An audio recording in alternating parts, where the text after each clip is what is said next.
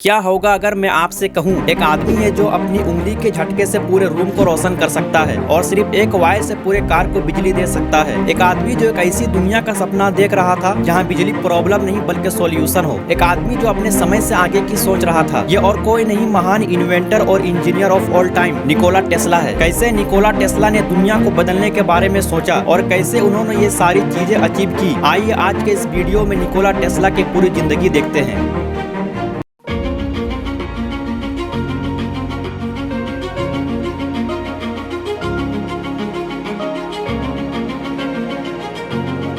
Nikola Tesla एक महान inventor और इंजीनियर थे जिनका इलेक्ट्रिसिटी के फील्ड में बहुत योगदान है। निकोला की पैदाइश 10 जुलाई 1856 में कोर्सिया में हुई थी और 1884 में वो यूएस मूव कर गए थे। निकोला को बचपन से ही वायर्स, बैटरीज, मैग्नेट्स और लाइट बल्ब्स के साथ खेलना पसंद था। निकोला के फादर एक पादरी थे जो उन्हें साइंस और रिलीजन के बारे में सिखाते थे। उनकी माँ एक होम मेकर थी जो उसकी क्यूरियोसिटी और क्रिएटिविटी को लेकर हौसला अफजाई करती थी। निकोला का दिमाग बहुत ज्यादा तेज था। अगर वो किसी चीज को देख लेते या सुन लेते तो उसे जल्दी भूलते नहीं थे। निकोला ने यूरोप में 2 यूनिवर्सिटीज से इंजीनियरिंग की पढ़ाई की थी, एक ऑस्ट्रिया में गराज से और दूसरा चेकिया में प्राग से। वहाँ उन्हें इलेक्ट्रिसिटी के न्यू इन्वेंशंस के बारे में मालूम चला जो दुनिया को बदलने का काम कर रहे थे, जैसे डायनामो, मोटर, जनरेटर, ट्रांसफॉर्मर और रेडियो। निकोला वहाँ कुछ फेमस साइंटिस्ट से भी मिले जैसे माइकल फ्रेडी और जेम्स क्लॉक मैक्सवेल। 1882 में निकोला पेरिस मूव कर जाते हैं एडिसन कंपनी के साथ काम करने के लिए, लेकिन उन्हें जल्दी रियलाइज हो गया कि एडिसन उनकी आइडियाज की तारीफ नहीं करते हैं और ना ही वहाँ उनकी काम की रिस्पेक्ट की जाती थी। निकोला ने 1 साल के बाद कंपनी छोड़ दी और अपनी खुद की कंपनी शुरू करने का फैसला किया, Tesla electric light company. Nikola एक बेहतर तरीका बनाना चाहते थे इलेक्ट्रिसिटी यूज करने का एडिसन के डायरेक्ट करंट सिस्टम के मुकाबले, तो उन्होंने ऑल्टरनेटिंग करंट सिस्टम इन्वेंट किया जो ऊर्जा खोए बगैर और चिंगारी पैदा किए बगैर लॉन्ग डिस्टेंस तक ट्रेवल कर सकता है। उन्होंने इंडक्शन मोटर भी इन्वेंट किया जो एसी यानी ऑल्टरनेटिव करंट पर चल सकती है विदाउट ब्रश और कम्यूटेटर्स के। निकोला के इस एसी यानी ऑल्टरनेटिव करंट सिस्टम ने उन्हें बहुत सारी अमेरिकन कंपनी से कॉन्ट्रैक्ट्स दिलवाया, लेकिन उसके बाद भी निकोला को बहुत सारे चैलेंजेस का सामना करना पड़ा अपने कंपटीटर से, जैसे जॉर्ज वेस्टिंग हाउस जो एसी के मुकाबले डीसी यानी डायरेक्ट करंट सिस्टम को यूज करना चाहते थे पावर ट्रांसमिशन के लिए। निकोला का सपना था एक ग्लोबल नेटवर्क क्रिएट करना वायरलेस कम्युनिकेशन का। उनके पैटर्न्स को रेडियो वेव्स पर यूज करते हुए उन्होंने न्यूयॉर्क के लॉन्ग आइलैंड पर एक एक्सपेरिमेंटल स्टेशन बनाया जिसे वार्डन क्लिफ टावर कहा जाता है। वहाँ उन्होंने हाई फ्रीक्वेंसी करंट्स का यूज करके सारे कॉन्टिनेंट्स में सिग्नल्स भेजने की कोशिश की, लेकिन इस प्रोजेक्ट को पूरा करने से पहले निकोला के पास पैसे खत्म हो गए, जिसके कारण उनके इन्वेस्टर्स ने उन्हें छोड़ दिया। जब उन्होंने देखा वो वापस हमें पे नहीं कर सकते हैं और टावर कंप्लीट होने के बाद अपने ही वेट से कोलैप्स कर जाता है। निकोला इजिप्टियन पिरामिड से भी प्रभावित थे। उनका मानना था कि उनके पास फ्री एनर्जी को खोलने का राज है। उन्होंने पिरामिड पर गौर और फिक्र किया और उसके शेप और लोकेशन से प्रभावित होकर खुद का टावर बनाया। 1896 में निकोला की मुलाकात स्वामी विवेकानंद से हुई। फेमस एक्ट्रेस सारा बर्नहार्ट के द्वारा दी गई एक पार्टी में।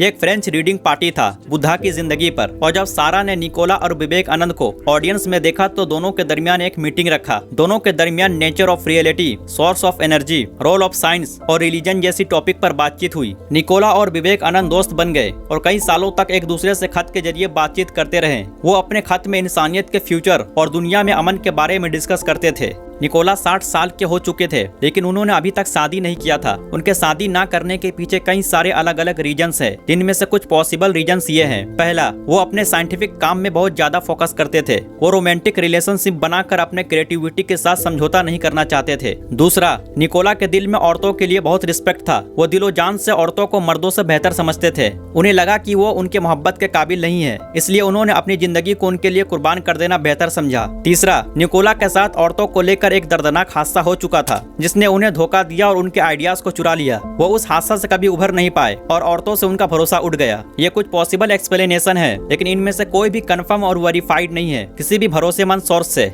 7 जनवरी 1943 को 86 साल की उम्र में न्यूयॉर्क के मैनहट्टन होटल में उनकी डेथ हो गई। मेडिकल एग्जामिनर के मुताबिक मौत की वजह ब्लड क्लॉट है जो दिल में खून के बहाव को रोक देता है, और इसी के साथ एक महान इन्वेंटर और इंजीनियर का चैप्टर क्लोज हो जाता है। उम्मीद करते हैं वीडियो इन्फॉर्मेटिव लगा होगा। मिलते हैं फिर किसी अगले वीडियो में, तब तक के लिए शुक्रिया।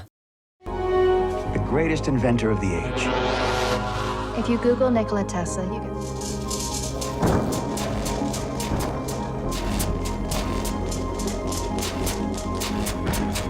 Chastity is a path to enlightenment. A great inventor should never marry. You realize this? We are what our thoughts have made us.